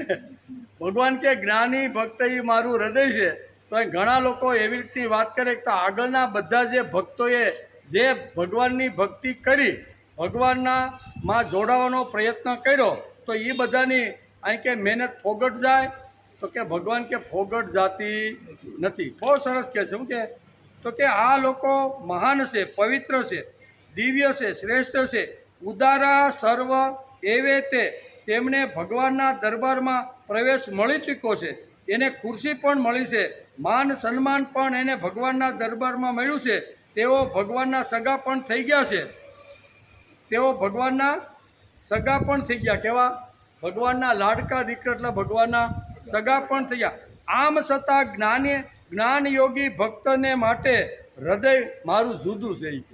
આ બધા ભગવાનના લાડકા દીકરા થઈને સ્વર્ગમાં બધા પોતપોતાની કક્ષા પ્રમાણે ખુરશી ઉપર બધા બેસી ગયા છે, એ મારા જ છે એમ કે બરાબર. પણ અહીંયા જ્ઞાની ભક્તને માટે મારું હૃદય જુદું છે. આ શ્લોકમાં એક ભક્તિ વિશિષ્યતે, એના માટે સ્પેશિયલ શબ્દ ભગવાને અહીંયા વાપર્યો છે. એક ભક્તિ વિશિષ્યતે શબ્દ બરોબર ભગવાને આ શ્લોકમાં વાપર્યો છે. હંમેશા મારામાં એકત્વ ભાવે સ્થિત અનન્ય ભક્તિવાળો જ્ઞાની અર્થાત પ્રેમની ભક્ત છે, તે પ્રેમી ભક્ત શ્રેષ્ઠ ભક્ત છે. ચિત્ત એકાગ્ર કરી મન પ્રભુને જે અર્પણ કરે છે તે જ્ઞાની ભક્ત. આ જ્ઞાની ભક્તિ વિશિષ્યતે એવો શબ્દ ભગવાને વાપર્યો. વિશિષ્યતે એટલે શ્રેષ્ઠ. આ મારો ભક્ત શ્રેષ્ઠ છે. આ જ્ઞાની ભક્ત કેવો છે? જે સગુણમાંથી નિર્ગુણમાં અને અવ્યક્ત એટલે કે વ્યક્તમાંથી અવ્યક્ત સુધી જે જાય તે જ્ઞાની ભક્ત. આવા જ્ઞાની ભક્ત એ મારું હૃદય છે. આમ ભગવાન ખુલાસો કરે. ચિત્ત એકાગ્ર કરી અને સગુણમાંથી નિર્ગુણ સુધી જવાનો પ્રયત્ન કરે. આમે મૂર્તિઓ એ સગુણ છે. 5-15 મિનિટ આંખ ખોલી અને ભગવાનના શું કહેવાય માથાથી શરૂઆત કરી અને પગના અંગૂઠા સુધી ભગવાનનું દર્શન કરે. કેવા વાઘા, કેવા ઘરેણા, કેવા પિતાંબર, કેવી વાંસળી, કેવા આવી રીતના મોર, આ બધું કાંઈ વર્ણન કરતાં કરતાં આંખ વિસાઈ જાય. અને આંખ વિસાઈ જાય એટલે ભગવાનનું જે આ તનુ રૂપ હતું, શરીરનું રૂપ હતું, એ હટી જાય છે અને તત્વ તરફ ચાલ્યું જાય છે. એટલે કે નિર્ગુણમાંથી સગુણમાંથી નિર્ગુણ તરફ જવાનો જે પ્રયત્ન કરે છે, આ મારો લાડકો ભક્ત સગુણ સાકાર રૂપે મને ભજે છે તે, અને નિર્ગુણ નિરાકાર રૂપે જે ભજતો રહ્યો છે એ બંને મારા છે. પણ સગુણમાંથી નિર્ગુણ તરફ જવાનો જે પ્રયત્ન કરી અને નિર્ગુણ સુધી જે પહોંચી ગયો છે તે, વ્યક્તમાંથી અવ્યક્ત સુધી પહોંચેલો છે તે, આ બધી જ વાતો જ્ઞાની ભક્તની અંદર હોય છે. અને આ બધી જ વાતો જ્ઞાની ભક્તની અંદર દેખાય છે. તેથી ભગવાન એનું વર્ણન કરે છે. હંમેશા મારામાં એકત્વ ભાવે સ્થિત અનન્ય ભક્તિવાળો જ્ઞાની અર્થાત પ્રેમી ભક્ત શ્રેષ્ઠ છે. ચિત્ત એકાગ્ર કરી મન પ્રભુને જે અર્પણ કરે છે તે જ્ઞાની ભક્ત. આ જ્ઞાની ભક્ત શ્રેષ્ઠ છે. આ જ્ઞાની ભક્ત કેવો કે જે સગુણમાંથી નિર્ગુણમાં અને વ્યક્તમાંથી અવ્યક્ત સુધી જે જાય છે તે જ્ઞાની ભક્ત. આ જ્ઞાની ભક્તનું વર્ણન ભગવાને 7મા અધ્યાયના 17મા શ્લોકમાં કરેલું છે. જે પરિશ્રમપૂર્વક પ્રયત્ન કરતો રહેલો છે, જે પરિશ્રમપૂર્વક પ્રયત્ન કરતો રહેલો છે, આર્તો જિજ્ઞાસુ અર્થાથી તે જ્ઞાની પુરુષો તો મોટા છે જ, પણ તે મારી સાથે જોડાઈને જ્ઞાની ભક્ત બન્યો છે, તે બધામાં શ્રેષ્ઠ છે, એમ ભગવાનનું આ શ્લોકની અંદર કહેવાનું છે. આ ફક્ત ભગવાન જ બોલી શકે. દુનિયાને એમાં ફેરફાર કરવાનું કોઈ કારણ, ભગવાનના મુખારવિંદની આ વાણી છે, આપણે એમાં કાંઈ ફેરફાર કરવાનું આપણે કોઈ અધિકાર કે હક નથી. કેટલાક પુષ્કળ જ્ઞાની હોય, કેટલાક હૃદયથી ભાવભીના થયેલા ભક્તિવાન હોય, એટલે કે ભક્તિથી ભીંજાલે હોય, અને ઘણા હાથથી ભગવાનનું કામ નાનું મોટું કરતા હોય તેવા પણ હોય છે. જેનું મગજ જ્ઞાનથી ભરેલું હોય, હૃદય ભાવભક્તિથી ભરેલું હોય, જેના હાથથી સતત પ્રભુ કાર્ય થતું હોય, તે જ્ઞાની ભક્ત શ્રેષ્ઠ છે. એટલે જ્ઞાન, કર્મ અને ભક્તિ ત્રણનો સમન્વય જ્ઞાની ભક્તની અંદર આપને જોવા મળે છે. માણસ કેવળ તપસ્વી હશે તો ભગવાન તેનો આદર સત્કાર કરશે. ભગવાનની ના નથી. તપસ્વી પણ મારો દીકરો છે, મારો ભક્ત છે, એનો અનાદર ભગવાન કોઈ દી તપસ્વી લોકોનો કરતો નથી. માણસ કેવળ તપસ્વી હશે તો ભગવાન તેનો સત્કાર, તેનો આદર સત્કાર કરશે. માણસ જ્ઞાની હશે તો એકાદ તમારો મત પૂછીને ભગવાન કદાચ કામ પણ કરશે. તમારો મત પૂછીને કે ભાઈ હવે આમાં મારે શું કરવું જોઈએ, તો એ કે જ્ઞાની હશે તો એકાદો મત પૂછીને ભગવાન ઘણીવાર કામ કરશે. જગત કેમ ચાલી રહ્યું છે એમ ઘણીવાર જ્ઞાની ભક્તને ભગવાન ઘણીવાર પૂછશે કે ભાઈ નારદ દેવાન કે તમે જેવા ઈ કે વૈકુંઠમાંથી મેં તમને મોકલ્યા હતા પૃથ્વી ઉપર, તો તમે તેમાં ફરી આવ્યા, એમાં શું હાલે છે? એટલે નારદ તો ભાગવતમાં વાંચતો જ એવું છે. નારદ બધું વર્ણન જે વૈકુંઠમાં ભગવાન પાસે કરે છે ને, એ ભાગવત આપણે જ્યારે વાંચતા હતા ત્યારે બહુ સરસ નારદજીએ વૈકુંઠની અંદર ગયા પછી આ પૃથ્વીલોકના માનવને જોયા, મંદિરો જોયા, તીર્થક્ષેત્રો જોયા, ગૃહસ્થ જોયા, માણસને જોયો ને એ બધું જોયું ને એનું વર્ણન ભગવાન પાસે કરે છે. એટલે ભગવાન કદાચ જીવને પૂછે કે ભાઈ તું જઈને આવ્યો તો તે હું જોયું, તો આવી રીતનો જે જ્ઞાની ખાલી હોય જ્ઞાન મળો તો એ કે ભગવાન આવું મેં જોયું. માણસ કેવળ તપસ્વી હશે તો તેનો આદર સત્કાર કરશે. માણસ જ્ઞાની હશે તો એકાદ તમારો મત પણ પૂછશે. કેમ ભાઈ પૃથ્વીલોકમાં જેવો જગત કેમ ચાલી રહ્યું છે, કદાચ મત ભગવાન પૂછે. કર્મયોગીને બોલાવીને પંપાળે. આર્તો જિજ્ઞાસુ અર્થાર્થીને માનપત્ર આપીને ભગવાન એને પંપાળે પણ ખરા. પણ આવા લોકોની ભગવાન પ્રશંસા કરશે, માનપત્ર આપશે, પપ્પુ ધધુથી એને નવાશે. પણ અહીંયા મારો જે હૃદયનો જે લાડલો જે દીકરો છે ને, એ તો મારું હૃદય છે. આમાંથી એકેયને ઉપાડીને ભગવાન સાત્ય નહીં લગાડે. આ બધાનું જે વર્ણન કર્યું ને, એ બધાને જે કાંઈ વસ્તુ જોવાય એ પૂછશે, કરશે, અથવા વસ્તુ જોવાય તો આપશે, પણ ગળે ને સાત્ય લગાડશે નહીં. આમાંથી એકેયને ભગવાન સાત્ય કે ગળે લગાડશે નહીં. જ્યારે જ્ઞાની ભક્ત જ્યારે પ્રભુની પાસે જાય છે ત્યારે ભગવાન સામેથી ઉઠી અને જેમ સુદામાને ભગવાને ગળે લગાડ્યા એવી રીતે જ્ઞાની ભક્તને અહીંયા ભગવાન પોતે પોતાના સિંહાસન ઉપર મોજ શોખ કરતા હતા. એ બધો છોડી મોરલી ક્યાં વહી ગઈને પીળું પિતાંબર ક્યાં પડી ગયું. મારો જ્ઞાની ભક્ત, લાડલો ભક્ત મને મળવા માટે આવ્યો છે. ખાલી સુદામા એવો શબ્દ જ્યારે અહીંયા દ્વારપાળે જ્યારે ભગવાનને કીધો ને, ત્યારે ભગવાને સુદામા એટલો તાતો એનું જે કાંઈ રાણીઓ 8 પટરાની સાથે જે મોજ શોખ કરતા હતા ને, એ બધું વેરાણ શેરાણ થઈને ક્યાં ભાગી ગયો કાંઈ ખબર પડી. દોડતા આવી અને ભેટી પડ્યા. આને કહેવાય જ્ઞાની ભક્ત.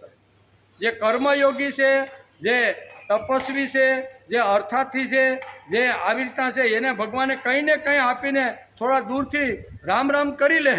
પણ આવો જે જ્ઞાની ભક્ત છે ને, એ જ્યારે ભગવાન કે મને મળવા માટે આવે છે ને, ત્યારે હું બધી શુદ્ધ બુદ્ધ બધી ભૂલી જાઉં છું અને મારા ભક્તને હું હૃદયને ગળા ઉપર લગાડી લઉં. તો આ જ્ઞાની ભક્તનું વર્ણન ભગવાન આ શ્લોકની અંદર આવા જ્ઞાની ભક્ત છે. કેવા?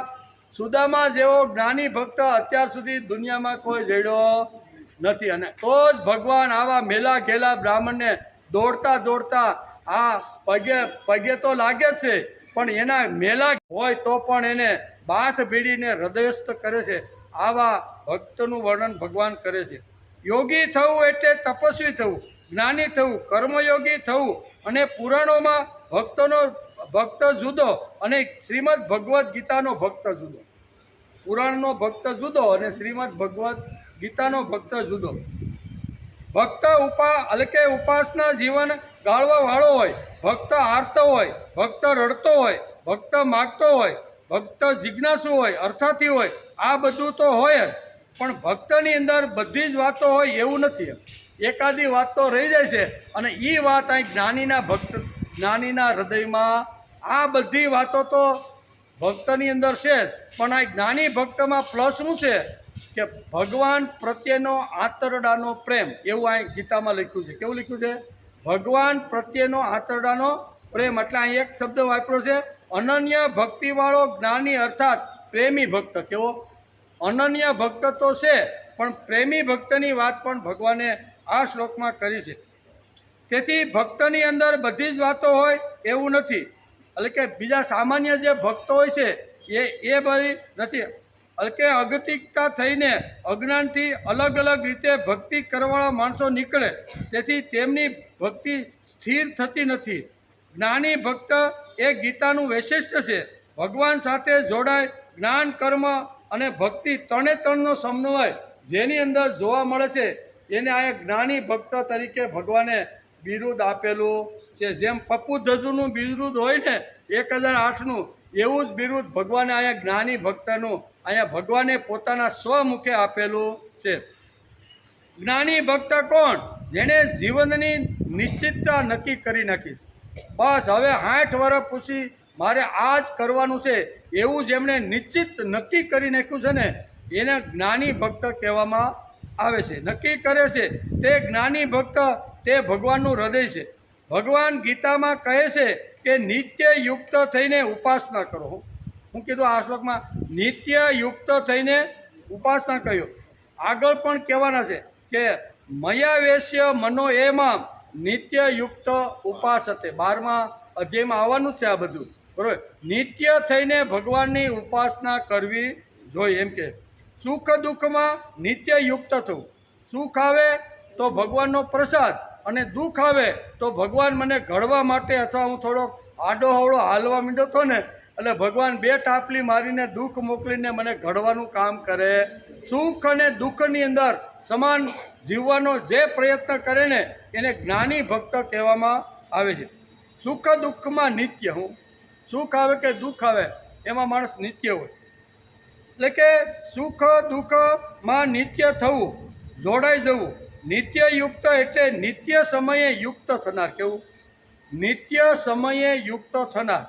આપણે ઘણીવાર વાત કરીએ છીએ કે ડૉક્ટર પાસે આપણે જવાનું હોય, બીમાર પડ્યા હોય, અને પછી ડૉક્ટરે તો અહીંયા બોર્ડ મારી દીધું હોય, ભાઈ 10 થી 1 વાગ્યા સુધી ડૉક્ટર તમને મળી જાય. આમ બોર્ડ માર્યો, આપણે જઈએ ને દવાખાના, એટલે આપણે 10 વાગે જઈએ અને 1 વાગ્યા સુધી જઈએ તો ડૉક્ટર આપણે મળે, પણ આપણે 9 વાગે જઈને બેસી જઈએ તો 1 કલાક એનું વેઇટ કરવું પડે. અથવા 1 વાગ્યા પછી જાય તો પાછું લખ્યું હોય કે 5 થી 8 વાગ્યા પછી 5 થી 8 સુધી ડૉક્ટર. જો સામાન્ય ડૉક્ટર હોય, વકીલ હોય, અથવા કોઈ આવી રીતના ઓફિસો લઈને બેઠા હોય તો એ પણ સામાન્ય રીતે પોતાના ઓફિસનો ટાઈમ લખીને બેસે છે. એના સમયમાં જો મળવા જાય તો એ ભાઈ શેઠ કે જે કાંઈ હોય એ મળે કે નહીં, બરાબર. તો અહીંયા ભગવાન કહે છે નિત્ય યુક્ત. ભગવાનની સાથે એક સમય નક્કી કરી નાખો કે આ સમયે ભગવાન હું તમને મળવા આપીશ, અને ભગવાન આપને એપોઇન્ટમેન્ટ આપી દે કે ના જા દીકરા, તને સોમથી શુક્ર 9 થી 11 વાગે હું તને હર બોલે ફાર્મ હાઉસમાં મળવા માટે આવીશ. આને કહેવાય નિત્ય યુક્ત. ગીતામાં તો ભગવાને નિત્ય યુક્ત શબ્દ વાપરી દીધો છે, પણ એને ફોડવો પડે કે 9 થી 1 વાગ્યાનો સમય ભગવાને મને આપ્યો છે. 9 થી 11 વાગ્યા સુધી જે કાંઈ ગીતામાં હું જે કાંઈ કહેવાનો છું ને એ તારે સાંભળવું હોય તો 9 થી 11 સુધીમાં ભાઈ તું આવજે. એટલે ભગવાને પણ આપી દીધેલો, અને આપણે પણ નક્કી કરેલો છે કે ભાઈ 9 વાગે મારી ખુરશી ઉપર મારી જગ્યા ધારણ કરી લેવી. જો એમાંય આપણે ચોરી કરી, એમાંય આપણે ગાપચી મારી. વિચાર તો કરો, હવે 80 વર્ષ થઈ ગયા હોય, 85 વર્ષ થયા હોય, હવે ભાઈ હું બીજું લેવાનું છે. જે લેવાનું છે એમાંય અડધો પોણો કલાક મોડા આવે બધા, અને આવે તો બમડું તો ભેગું જ હોય પાછું, 25 જણાને પાછો ડિસ્ટર્બ કરતો હોય. કહેવાનો અર્થ કે એકવાર ભગવાનની સાથે નિત્ય યુક્ત થઈ જાઓ, બરાબર ને. થોડુંક અઘરું છે આ ખેલ. કેવો છે? ગમતું નહીં હોય મોબાઈલવાળાને જાતે કે આ તો વારે ખેલે મોબાઈલની વાત કરે છે, હવે અમારે કાલથી નથી આવવું એમ. જાણે આમ કરીને રિહાઈ હોતી જાય, બરાબર. તેથી સુખ દુઃખની અંદર નિત્ય. એકવાર પછી આપણે જે કાંઈ 11 વાગ્યા પછી જેટલા સાંસારિક વ્યવહાર, જેટલા ફોન જેને કરવો એટલે કરો ને, કોણ ના પાડે? બીજા દિવસે તમે તારે સવારે 9 વાગ્યા સુધી કરી રાખો નહીં, કાંઈ ના પડે કોઈ. પણ અહીંયા એક જગ્યા, પવિત્ર જગ્યા રાખો કે જે જગ્યા ઉપર આવ્યા પછી મારા બધા દરવાજા બંધ, હું અને મારો ભગવાન, મારે જ્યાં જવાનું છે ને એ સદવિચારો સાંભળીને મારે મારું જીવન પવિત્ર બનાવવાનું છે. આમાંય ગાપસી મારવાની, આમાંય આપણે આવી રીતનું કરવાનું. બીજી જગ્યાએ તો ઘણીવાર ચોરી કરતા હોય છે, આમાંય ચોરી કરવાની? આમાં ચોરી કરાય નહીં. તેથી ભગવાનને આપણે ભગવાનને નક્કી કરી આપવું પડશે કે 9ના ટકોરે હર બોલે ફાર્મમાં ગીતા સાંભળવા અને ગીતા વાંચવા માટે અમે બધા ભેગા થઈશું. આ આપણું પણ નિત્ય યુક્ત હોવું જોઈએ. એમ કે ભગવાન તે સમયે ભક્ત શું કહે છે? અમે ભગવાન 9 થી 11 બધા ત્યાં અમે બેસી ગયા છું, ભગવાન તમે પણ અહીંયા આવી જજો. ભગવાન તે સમયે તમે પણ આવી જાજો. ભગવાન 24 કલાક ક્યાંથી રહે ભાઈ? તેમને ઘણા કામ હોય કે નહીં? કાંઈ ભગવાન કાંઈ 24 કલાક આપણે બોલાવી ત્યારે આવે એવું થોડું છે? એને પણ નાના મોટા કામ હોય કે નહીં? આપણે જેમ નાના મોટા કામ હોય એ તો આખું વિશ્વ લઈને બેઠો છે, ઉત્પન્ન કરે, સંભાળે, જરૂર પડે તો કોને મારી પાસે બોલાવવા એમ કરીને ધરતીકંપ આપે, મોટા મોટા શું કહેવાય પહાડોને ઉપરથી ધસરાવે, બરાબર, મોટા મોટા વાદળો ફટાવે. એને બોલાવો એટલો ગમે રીતે એને બોલાવવાનું કામ તો ભગવાનનું છે. કોઈ પણને નિમિત્ત બનાવીને ભગવાન બોલાવી લે, કોઈ પણને નિમિત્ત બનાવી અને પોષણ પણ કરી લે. અને ભગવાન કે આ બધા ઉત્પન્ન, પોષણ અને આવી રીતનું ડિસ્ટર્બ કરવાનું કામ હું કરતો. એટલે આટલા મોટા કામ જો ભગવાન લઈને બેઠા હોય, બરાબર ને, તો એને કાંઈ જઈ બોલાવો, જ્યારે બોલાવો ત્યારે થોડો નવરો છે. આપણે એને કહેવું પડશે કે ભગવાન આ સમયે અમે 25 થી 30 ભાઈઓ બહેનો ભેગા થાય છે, ભગવાન અમારી સભામાં તમે 9 થી 11 આવજો. એટલે ભગવાન આવીને વૃક્ષ ઉપર કે આજુબાજુમાં ગમે ત્યાં બેસીને આપણી કાલી ભાષા સાંભળતા હશે. તેથી ભગવાનને આપણે નક્કી કરી આપવું પડશે કે ભગવાન 9ના ટકોરે હરભોલે ફાર્મમાં ગીતા સાંભળવા અને ગીતા વાંચવા અમે બધા આવા ગૃહસ્થો ભેગા થશું. ભગવાન તે સમયે તમે પણ આવી જાજો. ભગવાન 24 કલાક ક્યાંથી રહેવાય? એને પણ ઘણા નાના મોટા કામ હોય છે. ભગવાન અમે 9 વાગે તમારી પૂજા કરવાની શરૂઆત કરશું. ભાવગીત છે, ભજન છે ને, આપણા ભજનો છે. ભજન ગાય અને ભગવાનની પૂજા કરવાની છે. તેથી 9 વાગે અમે ભગવાન ભજન શરૂ કરશું, બરાબર. 9 થી અડધો પોણો કલાક સુધી અમારા ભજન કીર્તન અથવા અહીંયા નારાયણ ઉપનિષદ છે, ત્રિકાળ સંધ્યા જેવા જે પારાયણો છે ને, એ અમે અડધો પોણો કલાક સુધી અમારી કાલી ભાષાની અંદર અમે ભગવાન તમારું ભજન કરશું. અને પછી શાંતિથી પાણી પી ફ્રેશ થઈ અને અમે ભગવાન તમે ગીતામાં જે કીધેલી વાતો છે ને એ અમે વાગોળવાનો પ્રયત્ન કરશું. આ સમય જો કર્યો હોય ને નક્કી, તો એને નિત્ય યુક્ત કહેવામાં. ભગવાનને કયો ભક્ત ગમે? તો કે જે નિત્ય યુક્ત છે, તે ગમે ત્યારે ટાઈમ મળે અને માળા હાથમાં લઈ લે, ટાઈમ લે અને સારું કામ કરવા માંડે, ટાઈમ લે અને મંડે ભજન કરે. એમ નહીં, એક સમય નક્કી કરો નહીં. નક્કી કરેલા સમયમાં ભગવાન કે મને બોલાવો તો હું 100% હાજર થાય, બરાબર. આપણે હનુમાનજીને જ બોલાવતા. કથા આપણી શરૂઆત થાય એ પહેલાં આપણે હનુમાનજીને પોકારીને બોલાવીએ છીએ, બરાબર, કે ભગવાન તમે પધારો. અમે 9 દિવસ કે 7 દિવસ સુધી જે કાંઈ પારાયણ કરવાના છીએ ને એ તમે હનુમાનજીને આપણે કહી તમે સાંભળો. તમે આવા મોટા માણસ જો અમારી કથા સાંભળતા હશો ને તો અમને પણ આનંદ થશે. એમ કરીને હનુમાનજીનું આપણે આહવાન કરીએ કે નહીં, બરાબર. તો એ કાંઈ બધાય થોડા નવરા છે, એને પણ મોટા કામ લઈને બધાય બેઠા હોય છે. તેથી ભગવાન અમે 9 વાગે તમારી પૂજા કરવાની શરૂઆત કરશું, તમે હાજર રહેજો. 9ના ટકોરે નિત્ય યુક્ત ઉપાસ હશે. 9 વાગે અમારી ખુરશી ઉપર અમારી જે જગ્યા અમે નક્કી કરી છે ને ભાઈ, એ જગ્યા ઉપર આવીને અમે બેસી જશું અને અમારી ભક્તિ અમે કરશું. 9 વાગે પહોંચવા ઘણા બધા પ્રલોભનોને લાત મારવી પડે, એમને થોડું ભાઈ છે.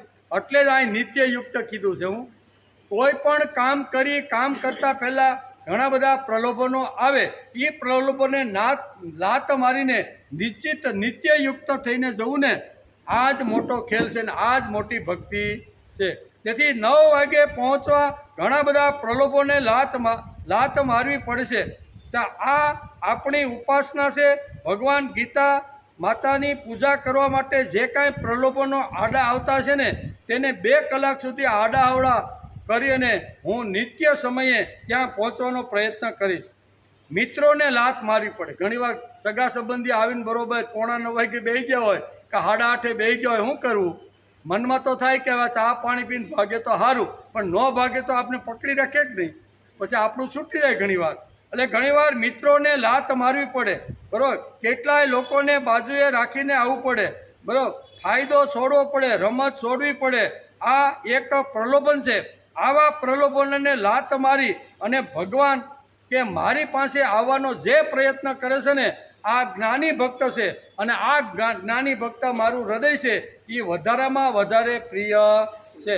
પ્રલોભનોને લાત મારી અને ભક્તિ કરવી એ મોટામાં મોટી વાત છે. પ્રલોભનો તો આવે, લાલચ તો આવે. રસ્તામાંથી નીકળ્યા હોય, સરસ મજાના ગાંઠિયાનો તાવડો હાલતો હોય એટલે નાક તો આપણું ત્યાં જવાનું છે. ઘણી વાર થાય છે હાલો ને 100 ગ્રામ ગાંઠિયાને ખાઈ લઈ અને ત્યાં વળી બીજા 2 મિત્રો મળી જાય, હાલ તુંય 2, એમ કરતાં કરતાં આપણા 10 તો ન્યાન વાગી. પ્રલોભનોને લાત મારી અને નિત્ય સમયે નિત્ય જગ્યા ઉપર બેસી અને ભક્તિ કરવી ખૂબ જ અઘરી છે. તેથી ભગવાને અહીંયા આવા લાડકા દીકરાનું વર્ણન અહીંયા 17મા શ્લોકની અંદર ભગવાને કરેલું. મારો દીકરો કોણ? અનેક પ્રકારના પ્રલોભનો આવશે. ઘરે નીકળતી વખતે માથે પાઘડી કે હાથમાં લાકડી લેતી વખતે કોઈ રામ રામ કરીને આવી ગયું છે, શું કરો ભાઈ? ઘણીવાર માસીબા પણ આવે, ઘણીવાર ઘણા બધા પ્રલોભનો લઈને આપણે અહીંયા આવવા માટે અટકાવણ, પણ એ પ્રલોભને સમજાવી, ફોલાવી, પટાવી અથવા એને કે તું હાલ ભાઈ, પછી આપણે તમ તારે બપોરે ભોજન મારી આરે આપણે બે લેશું, એમ કરીને ગમે તેમ કરીને પોતાનો નિત્ય સમય જાળવવાનો જે પ્રયત્ન કરે છે ને, એ મારું હૃદય છે, એ મારો ભક્ત છે, એમ ભગવાન કહે છે. તેથી આવો નિત્ય સમય એટલે સ્વાધ્યાય, સત્સંગનો સમય. કેવો? અમે સત્સંગમાં નક્કી કર્યું છે કે સોમથી શુક્ર અમે 9 થી 11 એક જગ્યા ઉપર બેસી અને અમે ભક્તિ કરવા માટે, બધા ભજન કરવા માટે ભેગા થવાના છે. આ આપણી નિત્ય કરેલી વાત છે, બરોબર? એટલે આવો નિત્ય સમય સત્સંગમાં હોય, સ્વાધ્યાયમાં હોય છે. ભજન કરવાનો સમય એટલે ભજન કરવાનું હોય છે. તેથી ભગવાન જ્ઞાની ભક્તનું વર્ણન કરતા કહે છે કે 4 ભક્તોમાંથી હંમેશા મારામાં એકત્વ ભાવે, શું શબ્દ ભાઈ? એકત્વ ભક્તિ વિશિષ્યતે. આ શ્લોકની અંદર ભગવાને એક શબ્દ વાપર્યો છે. તેથી ભગવાન જ્ઞાની ભક્તનું વર્ણન કરતા કહે છે કે 4 ભક્તોમાંથી હંમેશા મારામાં એકત્વ ભાવે સ્થિત થઈ 9ના ટકોરે આવે અને 11 વાગ્યા સુધી બેસી અને જે મનન ચિંતન અભ્યાસ જે કરે છે ને, એ મારો શ્રેષ્ઠ ભક્ત. આવન જાવન કરવા વાળો ને, એ ટેમ્પરરી હોય. આપણે ટેમ્પરરી નોકરી ગમે કે પરમેનન્ટ હોય? ગમે. પરમેનન્ટ કોઈ તું જા ભાઈ અહીંથી છૂટો થાય એવું નો કે એવી સરકારી નોકરીમાં આપણે ગમે કે કોઈ ગમે ત્યારે કે ભાઈ આવતીકાલે તું આવતો નહીં, ટેમ્પરરી નોકરી કઈ ગમે આપણે? આપણે તો પરમેનન્ટ હોય એ ગમે. તો આ પરમેનન્ટની વાત કે છે. શું કે છે? 9 થી 11 અને સોમથી શુક્ર એ ભગવાન અમારો પરમેનન્ટ ટાઈમ નક્કી થઈ ગયેલો છે. એ સિવાયનો જે કાંઈ કાળ છે, જે કાંઈ સમય છે ને, એમાં અમારો વ્યવહાર છે, નોકરી છે, મોબાઈલ છે, ધંધો છે, પરિવાર છે, જેટલું જે કરવું હોય છે એટલું કરશું. પણ 10 કલાક ખાલી. કેટલી? અઠવાડિયામાં 10 કલાક. વિચાર તો કરો, 168 કલાક થાય અઠવાડિયાની. કેટલી? ગણતરી કરજો. એક અઠવાડિયાની કલાક કેટલી થાય? 168. 168 કલાકમાંથી ફક્ત 10 કલાક ભગવાન માટે આપવાની છે. એમાંય આપણે બમૂડું લઈને કંઈક ભાઈ શું છે, બમૂડું લઈને તો આપણે આગળ પાછળ જાય, પણ 25 જણા જે સારી વાત સાંભળતા રહેલા હોય ને, એને પણ આપણે ડિસ્ટર્બ કરતા રહેલા છે. તેથી બને ત્યાં સુધી સાયલન્ટ, બને ત્યાં સુધી બંધ, અને ન રહેવાતું હોય ને અનુકૂળ હોય તો આપણે ઘેરે મૂકીને પણ આપણે આવી શકીએ છે. વહુ બટાને કહી દેવાનું કે કોઈના ફોન આવે તો કહેજો બાપા 11:30 વાગ્યા પછી. હવે આપણે ક્યાં એવી મોટી પેઢીઓ હાલે છે કે કાંઈ ફોન આવે તો એ કાંઈ રિસીવ કરીને કાંઈ એને જવાબ આપવો પડે. પણ છતાંય આપણે આ ઉંમરે હજી આપણે શું કાંઈ કરવાનું છે ને, હજી સમજ પડતી. હવે આ ઉંમર ક્યાં થઈ છે? લાકડાએ મહાણે પહોંચી ગયા છે, બરોબર? અને હજી આપણે બમુડા લઈને કેટલાય લોકોને આપણે હેરાન કરતા રહેલા સહી. આ મોટું પાપ છે. કેવું? દેખાય નહીં પણ કેવું છે? આપણે પુણ્ય કમાવા માટે આવી છીએ. હું આવી છીએ? આપણે 2 કલાક જે આપણો કિંમતી સમય લઈ અને 2 કલાક આપણે હરબોલે ફાર્મમાં જે બેસી છીએ ને, એ પુણ્ય પ્રાપ્ત કરવા માટે, ભક્તિ કરવા માટે, અધ્યાત્મ ક્ષેત્રમાં આગળ જઈ અને ધર્મ ઉપર ટકવા માટે આવી છીએ. અને એમાં જો પાપ લઈને જાય તો શું થાય? કલ્પના કરો, જે 2 કલાક કાઢી અને પુણ્ય પ્રાપ્ત કરવા માટે નિશ્ચિત સમયે બેસી જાય છે, અને એ અહીંથી જો પાપ લઈને જાય તો શું થાય? ડબલ થઈ જાય કે નહીં? ડબલ થઈ જાય. એક તો આપણે કોઈકને હેરાન કર્યો, એકાગ્રથી સાંભળતો હોય અને વચ્ચેથી ઉઠીને આપણે જઈએ એટલે ભલે આપણે ઉઠતા નથી પણ નજર તો આપણી એ ભાઈ હમી જાય કે ન જાય, જાય જ. એટલે 2 કલાક સંયમ રાખવાનો ખાલી. હું હવે 2 કલાક આપણે સંયમ 24 કલાકમાં ન રાખીએ કે, અને એમાંય 5 દિવસ. કેટલા? 5 દિવસ. થોડીક અઘરી વાત છે પણ ગીતાએ આ નિત્યયુક્ત સમજાવતા ભગવાન આ કહે છે કે મારો જે જ્ઞાની ભક્ત છે ને એ નિત્યયુક્ત છે. નિત્ય કરેલો જે સમય છે ને એ નિશ્ચિત સમયે જ મારી પાસે બેસીને મારી ભક્તિ કરે છે. આ જ્ઞાની ભક્ત શ્રેષ્ઠ છે. એ મારું હૃદય છે. અને એ હૃદય ઓલા 3 આર્ત છે, જિજ્ઞાસુ છે, અર્થાર્થી છે, એ પણ મારા જ લાડકા દીકરાઓ છે. એને જે જોઈએ એ બધું ખુરશી, સત્તા, સંપત્તિ આપી દીધું. પણ આને તો હું ગળે લગાડું છું. જેમ ભગવાને અહીંયા સુદામાને જેમ ગળે લગાડ્યા ને સાત્ય સરસો, એ તો આમ તો ઘેલા થઈ ગયા. એમ કે મારો ભાઈમાન જે તપોવનમાં અમે હારે ભણતા હતા, સાંદીપનીના તપોવનમાં છૂટા પડ્યા પછી આજ પહેલી વાર મારો ભાઈબંધ મને મળવા માટે આવ્યો છે. આ હૃદયનો ભાવ કહેવાય, હૃદયની ભક્તિ કહેવાય, પ્રેમથી ઉભરાઈ ગયેલું. આવી ભક્તિની વાત ભગવાન આ શ્લોકની અંદર કરે છે. અને આવી ભક્તિ જો સમજવાની હોય ને તો બધી વાસના છે, કામના છે, ભોગ છે ને એને 2 કલાક દૂર રાખી અને શાંતિથી મન ઠેકાણે લાવી અને સાંભળવાનો પ્રયત્ન કરી તો જ ગીતાની વાતો સમજાય. નકર ગમે તેટલા વર્ષ ગીતા સાંભળીએ તો ગીતાની વાત આપને સમજાય નહીં. તેથી કહે છે અનન્ય ભક્તિવાળો જ્ઞાની અર્થાત પ્રેમી ભક્ત શ્રેષ્ઠ છે. કેમ કે જ્ઞાની ભક્તને હું અત્યંત પ્રિય છું અને તે પણ મને અત્યંત પ્રિય છે. આ સિવાયના બીજા ભક્તોનો પણ આદર અને સત્કાર થવો જોઈએ એમ ભગવાનને લાગ્યું છે. કેવો? આ જ્ઞાની ભક્ત તો મારું હૃદય છે, એનો તો મેં જોરથી આવી રીતનું બંસરીને પિતાંબર ફેંકીને એનો આદર સત્કાર કર્યો. પણ એનાથી થોડાક નાના ભક્તો છે એનો પણ મારે આદર સત્કાર કરવો જોઈએ. એ ભક્તો કેવા છે એ 18મા શ્લોકમાં ભગવાને સમજાવ્યું છે. આ જ્ઞાની ભક્ત તો મારું હૃદય છે, એને તો મેં હૃદયે લગાડી દીધો. પણ આના કરતાં ઘણા બધા ઓછી બુદ્ધિના છે, ઓછી પણ કરે છે કામ તો મારું છે. એ મારા જ ભક્તો છે, મારા રસ્તે આવવા માટે પ્રયત્ન કરે છે. પણ આ સુદામા જેટલા આવા નથી, સુદામા કરતાં થોડુંક ઓછું છે. તો એવા ભક્તોનો અહીંયા ભગવાન અનાદર કરતા નથી. એનો પણ આદર કરે, એને પણ સત્કારે, એનું પણ પૂજન કરે, એને પણ નમસ્કાર કરીને ભગવાન આ વાત કરવા. એ 18મા શ્લોકમાં ભગવાને આવા ઉદાર જે ભક્તો છે ને એનું વર્ણન ભગવાને 18મા શ્લોકમાં કર્યું છે. નક્કી તો જ્ઞાની ભક્તો તો ઊંચા નીચો થાય, અમારે જેવો કોઈ નહીં એમ. ભગવાન કે એ વાત તો બરોબર છે, મેં તને હૃદય લગાડ્યો પણ બીજા જે છે એનું શું છે? તો એની વાત ભગવાન અહીંયા એટલામાં 18મા શ્લોકમાં વાત કરે છે.